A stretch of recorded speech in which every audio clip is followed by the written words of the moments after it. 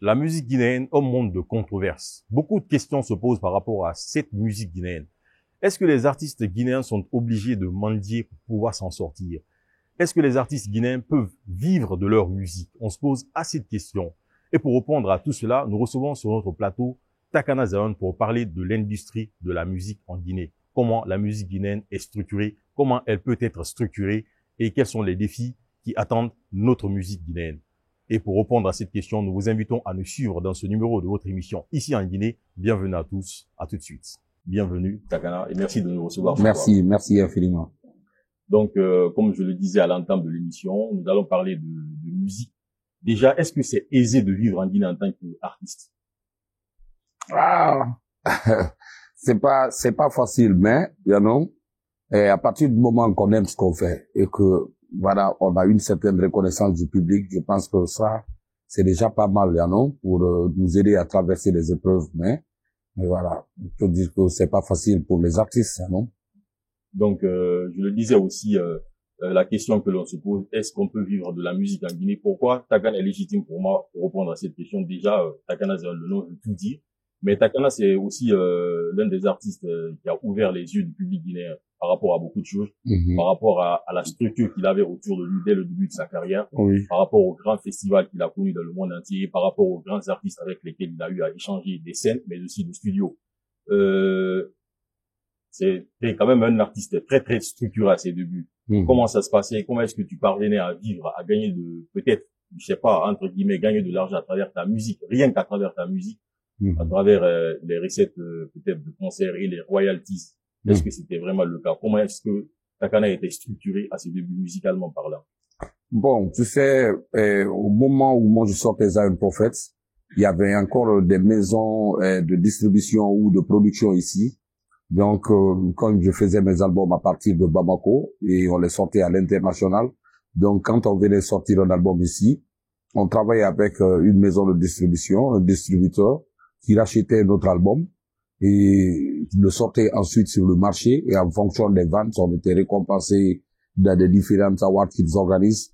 Même s'il n'y a pas d'argent dans ces awards, c'est ces compétitions qu'ils organisent entre artistes, c'est-à-dire les meilleures ventes d'albums, les meilleurs albums reggae, mais c'était une certaine reconnaissance quand même. En ce moment, il y avait des maisons de distribution. Maintenant, il y en a plus à cause de la prolifération des trucs comme les cartes USB, les Bluetooth, etc., les clés USB et tout ça. Tu vois, donc ça fait que beaucoup de maisons étaient obligées de fermer. Donc, il y a personne qui rachète les albums. Les artistes, ils font des albums qu'ils mettent sur Internet, sur les plateformes digitales, à travers, n'est-ce pas, certaines structures, mais est-ce que ça paye beaucoup? Non, je ne suis pas sûr de cela. Donc, les artistes, ils vivent des concerts. Voilà, les artistes, ils vivent des concerts. Bon, après, il y en a qui font plus de concerts que d'autres, il y en a qui font moins de concerts, mais selon les trucs aussi, comme on appelle la vie socio-politique en Guinée, et le pouvoir d'achat des Guinéens, non, tout le monde ne se permet pas de faire des concerts n'importe comment parce que après ça devient, ça n'a plus de poids, ça n'a plus de valeur. Par exemple, moi, ça fait très très longtemps que je joue pas dans les kermesses, voilà, parce que je ne veux pas continuer à jouer partout en semi-live. Et je trouve que ça dénature mon image et tout l'effort que j'ai fait de me donner une certaine image en Afrique et dans le monde entier. Je ne peux pas me permettre aujourd'hui de multiplier les concerts en semi-live et venir jouer avec un rhythm et tout. Je veux qu'à chaque fois que je fais un concert sérieux ici, que je sois accompagné de mes musiciens, même dans une kermesse, alors que les écoles ne sont pas prêtes à mettre les moyens qu'il faut, et nous pour faire jouer un Takana avec les musiciens. Donc, quand les gens, ils m'appellent pour les kermesses, je propose d'autres artistes qui aiment plus, qui continuent à faire ça. Et voilà. Mais sinon, c'est pas facile, Voilà. Ici, c'est pas pour manquer de respect, comme on appelle au bureau guinéen des droits d'auteur, mais moi, je ne sais vraiment pas comment est-ce que il procède au paiement des artistes, Souvent, l'État les donne 1 milliard, 2 milliards, et c'est ça qu'ils partagent entre les artistes. Donc, ceux qui sont plus influents gagnent plus que d'autres, qui marchent même mieux parfois que ceux qui sont influents, whatever. you know, mais pour savoir ce qu'on fait dans la musique, il faut qu'on mentionne les éditeurs, les maisons, il faut qu'on mentionne les éditeurs dans nos lois et dans nos textes même qui régissent la Guinée. La musique guinéenne est structurée pour faire ça. Il n'y a pas d'édition. C'est pas seulement aux musiciens guinéens de faire ça. C'est à l'État de faire ça, de notifier que la Guinée, la piraterie est interdite en Guinée parce que déjà quand tu prends quelqu'un qui est en train de pirater ton œuvre ici et que vous partez à la gendarmerie, ils vont le garder un jour, 2 jours, ils seront obligés de le relâcher parce que ce n'est pas mentionné dans le texte en Guinée qui régisse la Guinée que la piraterie dans la culture est interdite. Tu vois pourquoi je parle des éditeurs et de l'édition? Parce que c'est à travers une maison d'édition qu'un artiste peut savoir combien exactement il peut faire par mois ou par trimestre ou par semestre, tu vois, parce que la maison d'édition ou l'éditeur avec lequel il a signé, c'est lui qui va pouvoir, voilà, justement, Espace FM, combien de fois Takana est passé, combien de fois Takana est passé sur Nostalgie, combien de fois Takana est passé dans toutes les radios que tu connais, sur toutes les télés privées, son clip, voilà, combien de fois Takana passe dans une boîte de nuit, combien de fois Takana est écouté dans les maquis, combien de fois Takana est écouté dans les espaces publics où on joue de la musique guinéenne.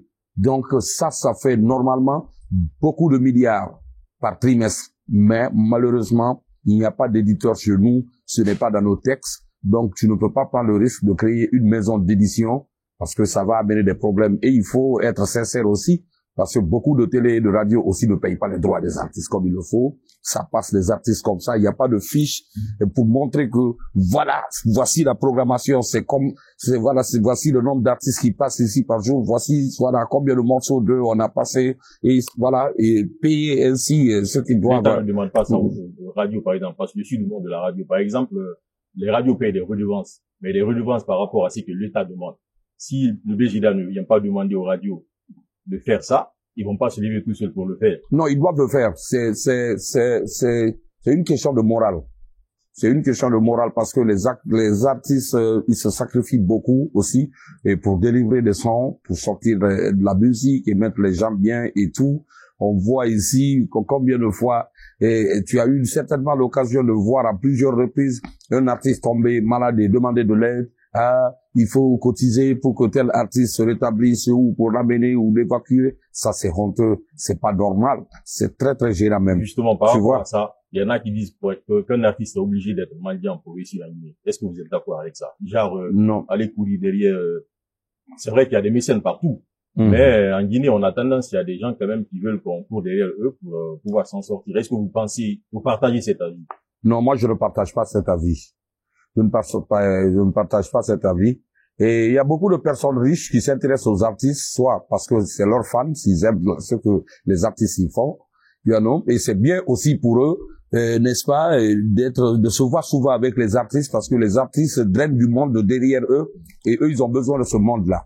Donc, c'est un échange entre les hommes riches et les hommes populaires.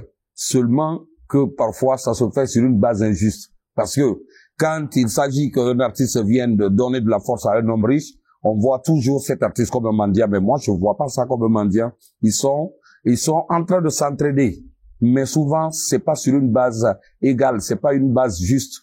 Parce que, voilà, on pense que non, l'artiste, il vient derrière tel pour avoir de l'argent, alors que tel a besoin de l'artiste pour imposer, asseoir aussi, n'est-ce pas, son pouvoir d'homme riche et avoir, n'est-ce pas, beaucoup de monde qui suivent l'artiste aussi, que ces personnes-là soient avec lui. Ils le font aussi pour être populaires, ils le font aussi pour être vus, pour être connus, parce qu'ils savent que quand un Takana me soutient, quand un Takana est avec moi, tous ses fans, ou une grande partie de ses fans, ils peuvent me soutenir, c'est ça. Donc, moi, je ne prends pas ça pour de la mendicité. Je prends ça pour une relation, d'entraide entre frères. Malheureusement, quand les gens ne sont pas assez éduqués, ils voient les choses à l'envers. Tu vois, ah non, ils sont plus bien ici, pour voir tel Richard, c'est la mendicité, ça. Non, le Richard, il a besoin de l'artiste. Le Richard, il a besoin maintenant. Ça dépend comment certains artistes le font.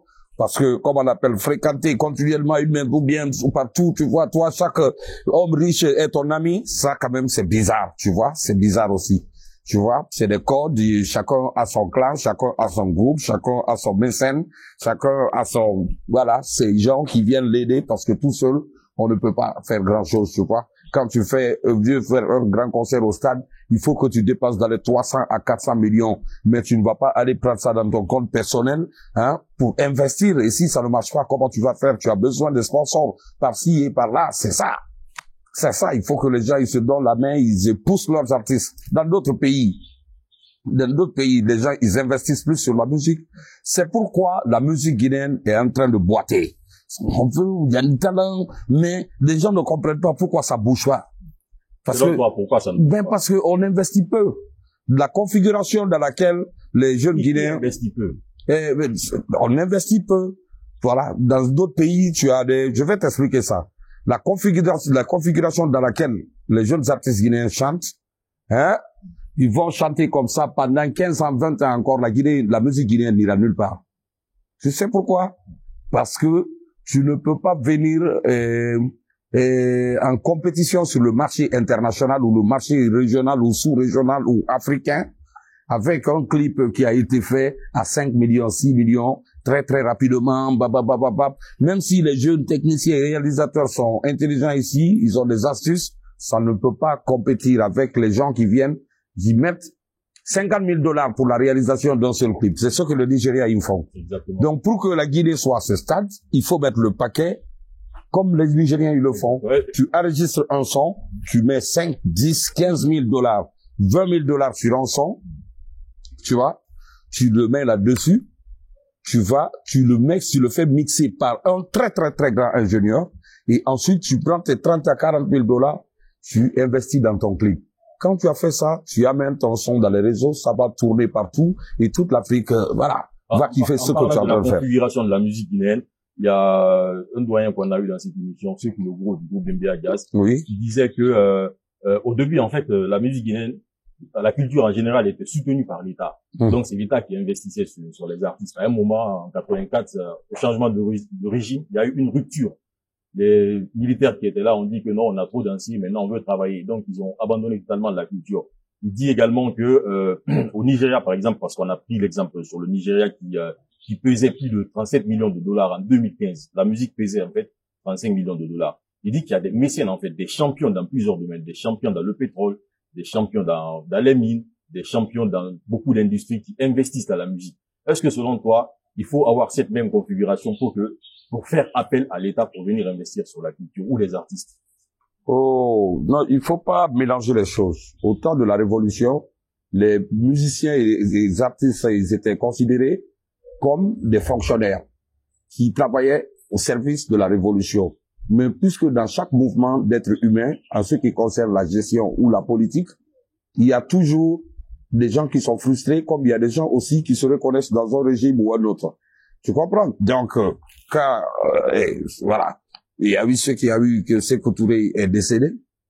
Les gens qui étaient mécontents de tout ce qui a pu se passer au temps de la Révolution, qui ont eu leurs parents au Camboiro là-bas, qui sont morts et ceci, ils ne voulaient plus entendre parler de certains artistes parce qu'ils se disaient que ce sont ces artistes qui ont supporté ces régimes d'assassins ou etc. ou whatever. Mais ce qu'on sait, le fait que le gouvernement soutenait ces artistes, ça a donné l'occasion à la musique guinéenne de se faire connaître. Et même si, en soutenant ces artistes n'ont pas eu peut-être l'argent qu'ils devraient avoir.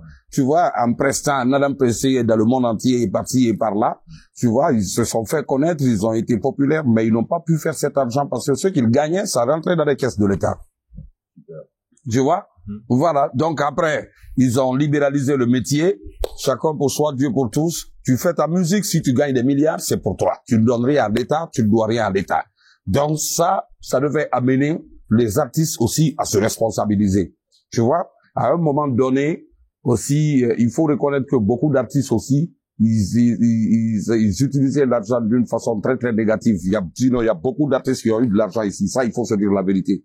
Mais il y en a beaucoup d'artistes aussi qui ne savent pas du tout gérer leur argent. Dieu leur donne l'opportunité de gagner, ils bouffent tout, ils font la fête et puis c'est fini. Après, tu vas venir pleurer que c'est l'État, que c'est ça. C'est pas comme ça, hein.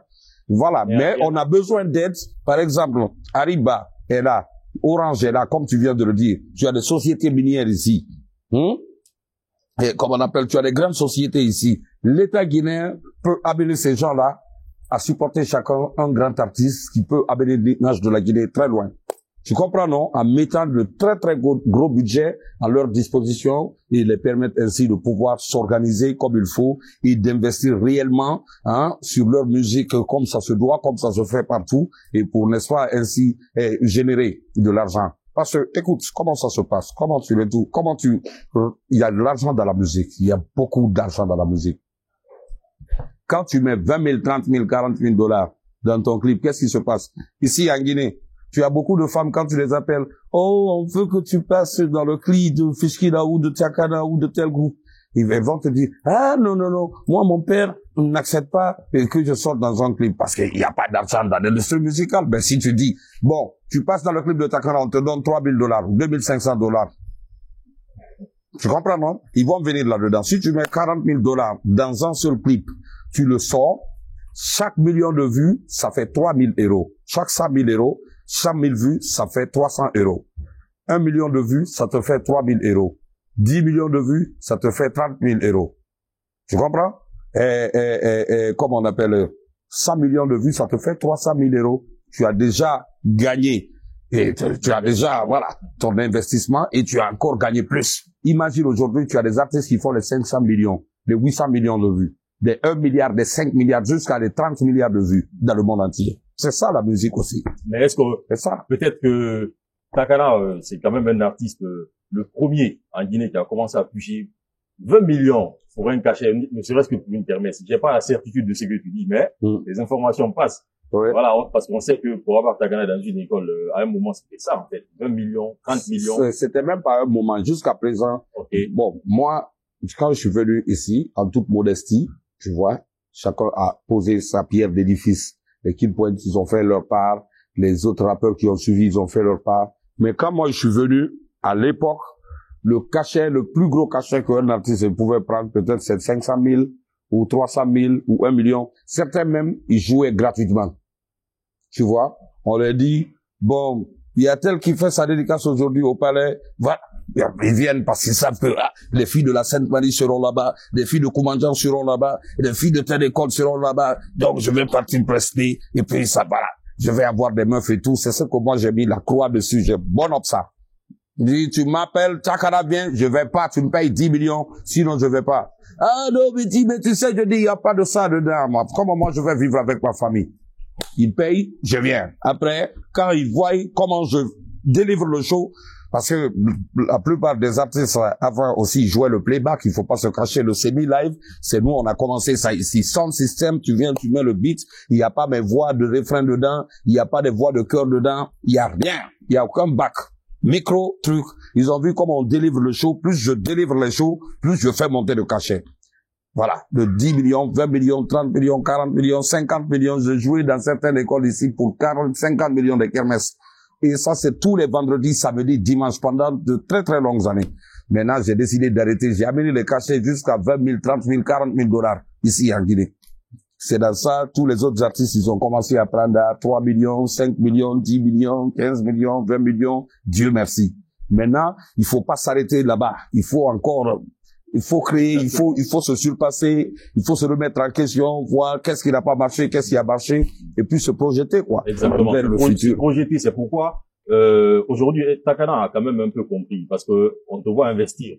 On te voit investir. Il y a Zion City. Ouais. Il y a beaucoup de peut-être choses que je ne connais pas. Ouais. Hein? Est-ce que ça veut dire aujourd'hui, dans un pays où il n'y a pas de vrais producteurs, où il n'y a pas d'éditeurs, est-ce que ça doit être aujourd'hui la solution en fait que les artistes doivent adopter, c'est investir sur soi-même, investir pour ne pas compter sur... Ah non, tu es obligé, tu vois, d'investir sur toi-même parce que tu peux pas abandonner tes fans. Il y a des gens qui sont là, qui ont cru en toi depuis que tu es jeune, qui se sont dit que ouais, lui, c'est un bon artiste, il ira loin, tu vois, donc tu nourris ces rêves-là en eux, tu vois, ils grandissent avec toi, ils te voient grandir, ça les fait plaisir, tu n'as pas le droit de baisser les bras, tu dois continuer, tu vois là, tu dois investir dans d'autres choses pour ne pas mettre tous tes œufs dans le même panier, parce que la musique, ça peut marcher à des moments comme ça peut moins marcher à certains moments, mais quand tu investis assez et que et tu es indépendant économiquement, tu peux toujours faire de la bonne musique.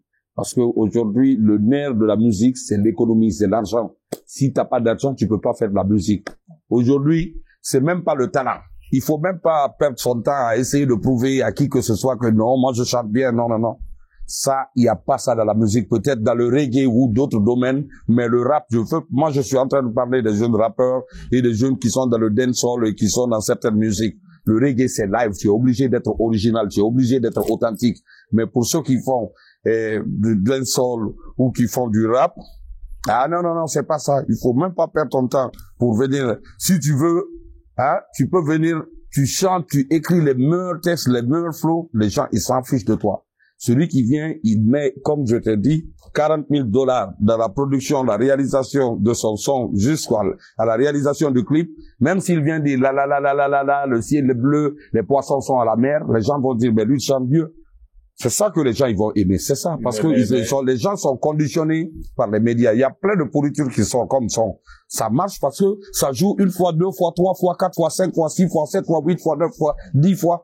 Hein? Tu te lèves dans une journée, 10 fois, on te met la même chose. Hein?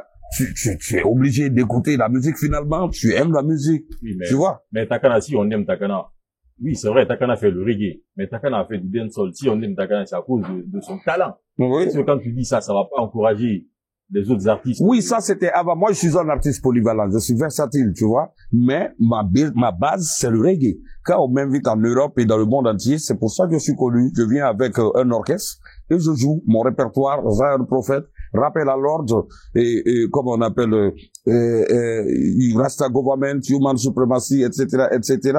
De temps à autre, je fais jouer des morceaux dancehall pour garder mon public chaud, pour que le show soit vivant, le show soit bam. Mais je ne suis pas uniquement en train de faire du dancehall comme d'autres sont en train de le faire. Et quand tu es dans ce truc-là, c'est pour ça que tu vois pas trop de clips de moi. Parce que moi, pour moi, faire le dancehall et tout, c'est une façon pour moi de m'entraîner et de garder le flow tight. Pour que je puisse faire des featuring avec n'importe qui, je puisse, me défendre à n'importe où, n'importe comment, tu vois, en faisant de la musique. Même ma vocation, c'est le reggae. Tu vois, le dancehall, c'est pour enrichir mon répertoire de reggae et garder mon public dans la chaleur et tout, tu vois. Mais quand tu fais le dancehall aujourd'hui, parce que c'est une musique, c'est pas une musique pour venir trop souvent conscientiser les gens, c'est une musique pour montrer aux gens que la vie est belle. Voilà, la piscine avec de jolies femmes à côté et tout, tu vois, et voilà, faire rêver les jeunes et leur montrer que voilà, on vient du ghetto, mais tout peut être rose pour nous et whatever. Ça, c'est une forme d'espoir, c'est ça son côté positif. Mais il faut de l'argent pour faire ça. Si tu fais pas de l'argent pour faire ça, tu as beau chanter les bons morceaux, ça va rester dans les boîtes ici à Conakry, tu vas te croire star, et quand tu vas partir hors de la Guinée ou dans certains pays, les gens vont se demander, mais tu viens d'où? C'est ça. En parlant toujours de musique et d'argent, comment Takana gère ses droits aujourd'hui dans le monde entier? Parce que tu sors tes albums dans le monde. Comment tu gères tes droits? Moi, je suis inscrit à la SACEM depuis 2006-2007. Voilà, la Société des auteurs, compositeurs et éditeurs de musique en France et qui sont en lien avec moi. Ils ont mon compte bancaire. Donc, quand j'ai les droits qui tombent, ils le virent automatiquement sur mon compte. Donc, j'ai pas de problème à ce niveau. Au maximum, Takana touche combien en droit d'auteur avec la SACEM? Moi, je ne peux pas rentrer. Ça, c'est le truc personnel. Okay. Voilà, c'est personnel. Donc, aujourd'hui, un artiste qui n'investit pas ne peut pas vivre que de la musique en Guinée, voué à l'échec. Non, tu peux pas, mais on ne met pas tous ses œufs dans le même panier. Tu peux pas. Tu peux pas. Même si la musique marche pour toi, il faut avoir d'autres sources, hein, d'approvisionnement en argent. Il faut avoir d'autres sources, il faut avoir d'autres investissements. Sinon, voilà. Quel est l'avenir de la musique guinéenne, selon toi? L'avenir de la musique guinéenne, c'est que, avant que les gens, ils se mettent dans la musique, ils doivent essayer aussi de comprendre les rouages de la musique. Tu vois? Et que, voilà, les grandes compagnies, de téléphonie, et que les grands miniers qui sont là, et que les grands messieurs, moi, je sais, je peux témoigner que Antonio Soirée fait partie de ces messieurs, hein, qui ont vraiment donné de la force à la musique guinéenne. Tu vois, à la culture, au sport, personnellement, à ma personne, tu vois, parce que moi, j'ai été produit, j'ai coproduit Zion Prophet. Rappel à l'ordre a été produit par Macassom. Rasta Government a été produit par Soul Beats. Après Good Life, depuis à partir de Good Life, j'ai commencé à produire mes albums à l'international. Mais l'avantage avec le reggae, c'est quoi? ce que un gars qui fait du afrobeat ou du rap commercial ou du dancehall commercial, ce que celui-là met sur un seul morceau, moi, avec ça, je peux faire un album de reggae. Peut-être commencer même un deuxième. Tu vois, quand j'ai $50,000, je peux faire un album de reggae et commencer un deuxième. Tu comprends, non? Voilà. Tu vois? Et ça va être mortel, ça va être du live, tu vois là, tous les musiciens bien payés, il n'y a pas de problème. C'est ça le truc. Tu vois? Il faut juste que les gens, ils changent la configuration parce que ça ne sert à rien de continuer à faire la même chose, la même chose, la même chose, la même chose, la même chose, la même chose. Non. Celui qui veut t'aider, dis-lui, hein, de t'aider à faire ta musique aujourd'hui, les façons dont les gens abordent la musique, tout a changé. Mais aujourd'hui même. Regarde Burna Boy. Même quand il investit tellement d'argent dans sa musique que parfois, s'il ne dit rien, c'est les mélodies, c'est fini. Il n'y a rien derrière, il n'y a rien de conscience, c'est pas des conseils qu'ils donnent. Souvent, les Guinéens même ne comprennent pas ce que les Nigériens ils disent dans leur patois anglais, là, ils ne comprennent rien. Ils trouvent seulement que c'est beau, ça fait rêver les jeunes parce qu'il y a beaucoup d'argent derrière eux. Les clips sont beaux, c'est de très très belles femmes bien soignées, propres qui sont dedans. Donc, tout ce qui est dedans, c'est beau, c'est voilà. Ça fait rêver les jeunes et les trucs. Ils ont de l'influence sur Facebook. Ils font tourner leurs trucs sur tous les médias partout. Tu vas Twist TV, ils sont là, BET, ils sont là et trucs. Tu es obligé de kiffer, tu es obligé d'adhérer. C'est comme ça, on doit faire la musique. Tu vas pas prendre 5 morceaux, 10 morceaux et essayer de faire sortir tout ça en même temps. Les gens vont prendre ça pour toi. Non. Concentre-toi sur un seul morceau. Travaille sur le morceau pendant 1 mois, 2 mois, 3 mois, 4 mois, 5 mois avec les lyrics qu'il faut. Tout. Quand tu vois que tout ça c'est bon, tu investis dans la réalisation de la musique, la programmation. Tu vois, des grands ingénieurs de ce monde qui programment des vrais beats de dancehall, de hip-hop. Ils mixent ça pour toi. Mon frère, tu viens, tu mets le paquet dans le clip, c'est fini, tu es parti. Super. Allez, c'était un grand plaisir d'avoir Tagan Zone dans cette émission, qui a accepté de se prêter à nos questions. Tagan Zone, merci. Maximum love and blessings. Allez, merci, on se retrouve prochainement pour un autre numéro. Merci infiniment.